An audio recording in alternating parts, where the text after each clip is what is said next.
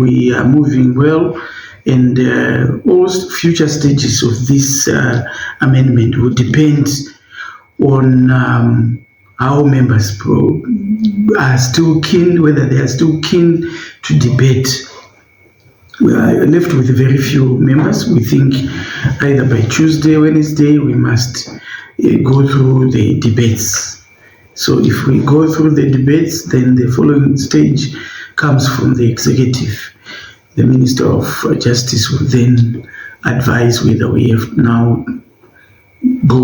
supposed to go to the committee stage. So far so good. We have no problems. We've given each member who is keen to debate an opportunity to, and you can see that the presiding officers have been generous, even where disruptions were there. They were to help try to bring order, but that's the nature of parliamentary work. And maybe to respond to allegations from the opposition, who is supposing that the last speaker was biased. What is your response to that? It happens throughout, across the political divide. Sometimes we also feel the speaker is being generous, allowing people to disrupt debates. Like I couldn't even go through my debates as a person, but the speaker must be a bit flexible to allow parliamentary normal ways of doing business in parliament. Heckling is allowed in parliament. People coming up with point of order, whatever, it's a strategy to disrupt a debate that you think may go against what you think. I really wanted to debate throughout, but I had to resort to giving papers, or they answered my speech, because they stood their ground, because they felt I was the chief whip, maybe I had the killer punch. So they didn't want me to debate throughout. So those are strategies in parliament. And we also sometimes feel, I think you've seen members from my side querying the decisions by the speaker to say, chase him out, whatever the speaker stands her ground or his ground to say, I won't chase that person. It's his right or her right to do whatever he is doing, unless it's excessive.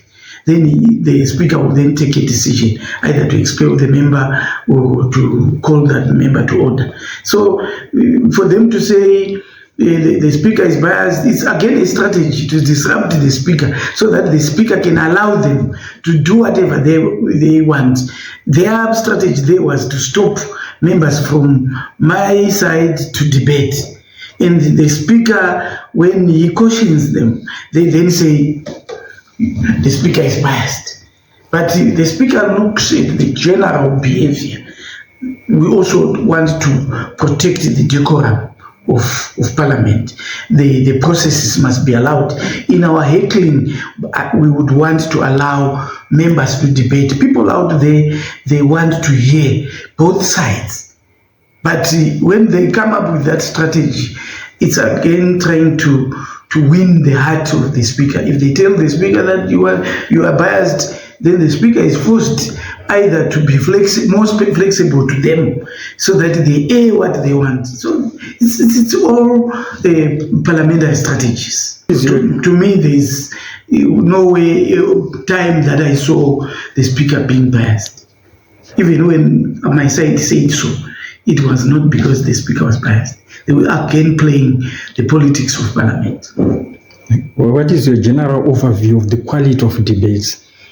The quality of debates are very high. Members are debating very well. But obviously, when you look at debates, you look at them from your perspective, right? You will see that members quote any statute, any section of the constitution conveniently for what they would want to share. Sometimes in the wrong context, they just do things like that. Again, strategies to buy or get the views of the general public out there, that because he has quoted that. But if you put those things into context, sometimes they are totally at variance with the truth. But to tell you the truth, the members of parliament are so enthusiastic. They would want to debate, and we have agreed as chief whips and the leadership of parliament that let's allow people to debate. And they've been debating. And we hope at the end of the day, these debates will inform the final law that we'll come up with. So do you foresee the debate running into the end of next week? Like I have said, it depends on the enthusiasm. If the members still have something to say, they would do that. And the debate doesn't end with these general debates on the second reading. There will also be debates when we get to the committee stage. Every section, people will debate with the wording, the accuracy of that, the relationship with that section to the constitution, all those things. The debate is still going on until we go past the committee stage. There will be a lot of changes if where necessary. There will be also disagreements in the construction of those laws and their relationship with the constitution and other sections. So the debate doesn't end with this general debate. It will end when we say, yes, we have agreed on all the sections that are supposed to be amended. Now let's vote for the amendments. So we are still a long way in terms of dealing with the amendment number 3. Okay, just maybe to understand the process, in terms of voting, is it going to be voting for we are voting for the whole bill, or it's going to be close by close, the votings? It will be both. At every stage, if we don't agree and we see that we can't move, someone may say, let's divide the house, let's vote. But otherwise, the main vote is when, at the end of the committee stage, we then say, let's vote for the amendments. Because there are also going to be amendments within the amendment. Okay. So then I vote for the overall amendment as agreed by the House. So it's still a long process. People feel that maybe we just go to Parliament and just say who says yes and no. Who look deep into every of the wording, every of the legalities, and in relation to other sub-chapters and so forth. And obviously the Minister of Justice, the Attorney General will be there to assist members so that we don't go outside the Constitution. Remember, members of Parliament are not lawyers themselves, they are not constitutional experts.